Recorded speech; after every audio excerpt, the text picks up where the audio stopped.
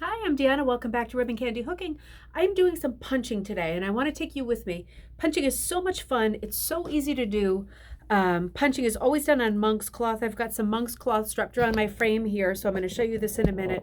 I'm going to be working on a project with a couple of squirrels where there's a lot of open background, and I want to show you how I'm working it to get you there fast. I'm going to show you one of my techniques, which is to use a combination of punch needle and rug hooking to get the amount of detail that I really want to have in this piece. So what I'm doing here to bring you right to the squirrels is, you can see I've got my punch needle out.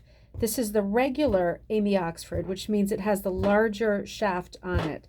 The needle comes in either regular or fine, and what those two words and styles refer to is the size of the shaft, right? This part is the shaft, the metal part.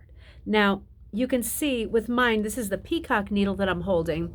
This is the special edition one that Amy did absolutely beautiful.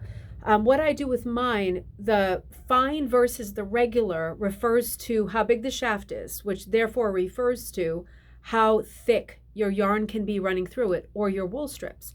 But what I do with mine, to make a shorter pile, right? So thick or thin, fine or regular, all of the numbers that you see after, whether it's an 8 or a 12 or a 13, those numbers refer to how high the pile is, right? So either thick or thin, fine or regular, and then the number beyond that refers to the pile. One of the sneaky things that I like to do with my needle is grab these little rubber washers. Don't mind the disgusting Sharpie marks that are permanently on me from transferring. The little washers, these are like little rubber washers that I get at Home Depot, and this will not work because I have not found small enough washers to work, at least in the United States, at least at Home Depot, for my fine needle. But for my regular needle, I thread it, and then I put, in my case, because I like a short pile, I put 2 of these washers on.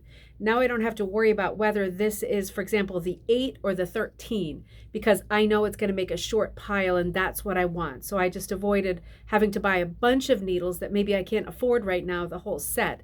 And by doing a simple trick like this with the washers, I've now got a much shorter loop going. So let me bring you back here. I'm working my way around this leaf. You can see it's autumn leaves. Can you see it well enough? With a couple of squirrels in the background. Now the punching part is easy. It's so easy to travel and punch, and you get, I can see I just missed a loop. You get a good rhythm going. You get speed, you get projects done so quickly. But for myself, sometimes I feel like what I don't get when I'm punching is, I'm going to stop here for a second, is a lot of detail. And I'm going to show you how I can combat that. I'm just going to cut that one there for the time being.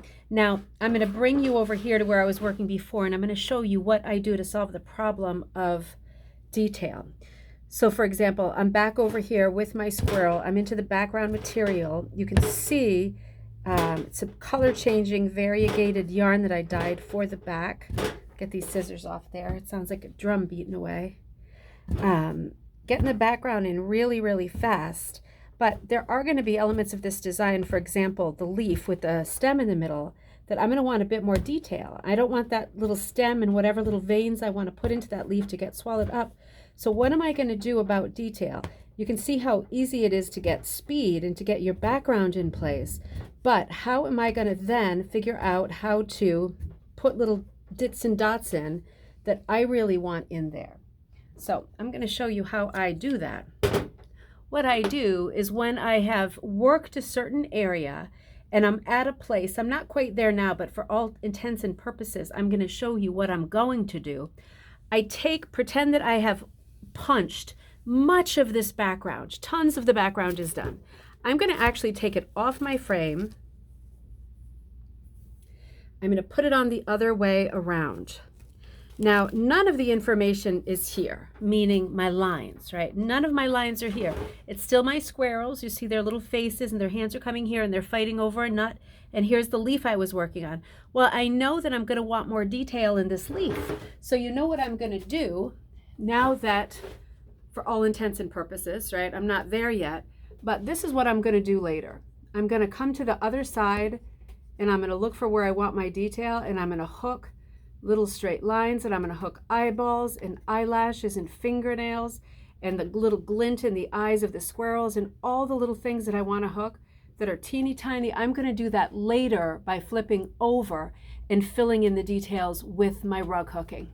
So what you're getting essentially is a situation where if you're like me, you like the speed of being able to punch, boom, boom, boom, boom, boom. You get all that speed going, you get your whole background sorted out. But then sometimes for me, I cannot get the fine details that I want. And it's a little bit challenging for me always to be working on the reverse and seeing the reverse of the project rather than the front. When I turn it over and I see how pretty it's coming out, how nice and level and even, and how pretty it's coming out, I'm super pleased, but I do want that detail. And that's when I know at a certain point I have punched the background enough that I can see the negative of where my little lines are, and I can then turn it over on the same frame. Be careful for your loops if they're backwards, forwards, whatever. Be careful on your combs. But I then turn it over and then I take out my rug hook and I pull a few loops up here and there and I make corrections to things that didn't come up high enough or things that are too high.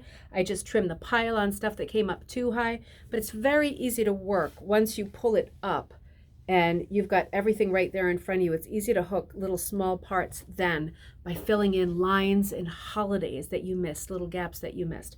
So if you decide to do a combo of punch needle and rug hooking, you are really going to kill it. You're going to cover everything. You're going to get the great speed and coverage of a punch needle, and then you're going to get the sort of fineness and detail and accuracy of the hooked rug.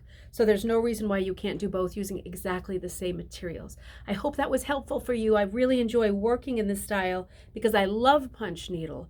And there's just moments where I want to do one or two things on the other side. So you just wait to the end, flip it over, work it that way. Good luck with your punching and hooking projects. So much fun. I hope you get the speed going and everything going that you mean to get. And I'm sure your work is coming out beautifully. Until next time, see you soon on the Ribbon Candy Hooking channel.